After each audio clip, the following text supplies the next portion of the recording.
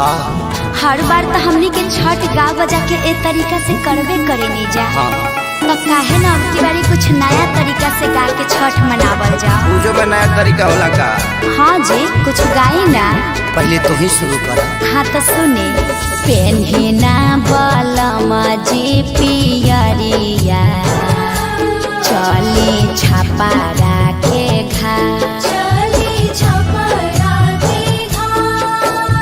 का चाही बासा के बहंगिया, बहंगी लेके चलब घाट, बहंगी लेके चलब घाट। काजी पुरान के नियन गावे लगनी, तनी डीजे में गाई। डीजे में कैसे? तू ही शुरू कर।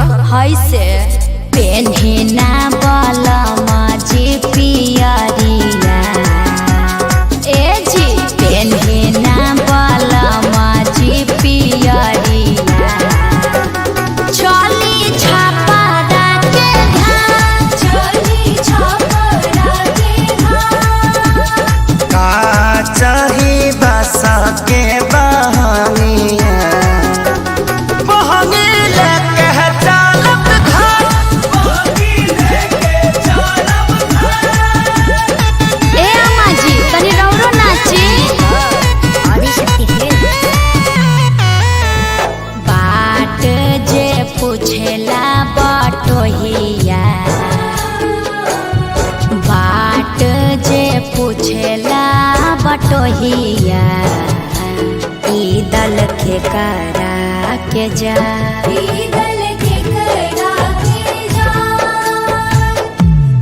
तू तया धरा हवे रे बटोहिया, तू तया धरा होइबे रे बटोहिया।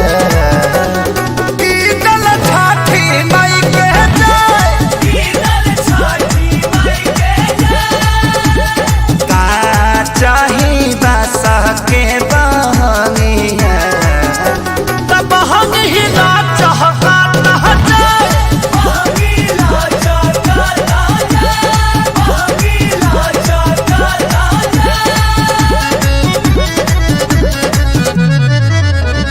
करी न सासु आमा जी तैयारिया, अर्घ के बेरा बीतल जा, पेन्ही नारी सबके पापा पियरिया, दौरा घाटे पहुँचा, मम्मी हम तली थथी घाट पलाका छोले। अरे तू का करे जइबो? पराका फोड़ के हमार सारी जरइबो, मरब एक थप। छठी घाटे करबे डरामा, ओही जा हो जाई बाबा, ओही जा हो जाई बाबा। यार पापा से बोल, मम्मी मारने की धमकी दे रही है। पापा साफा आतंकवादी हो का? काहे लइकवा के डरोले बड़वा? अरे ना जी, बबुआ पर चटक न जान चलाई है, दिहल हा छठी माई के लाल, दिहल हा छठी माई के लाल। अच्छा ठीक बा, ना मारब, ई तो हमरो पता बाजी। कीर पावन ह छठी मैया, खुश रहो नैहर ससुराल, खुश रहो आंगना दुआर, खेसारी पवन बले रही प्यार।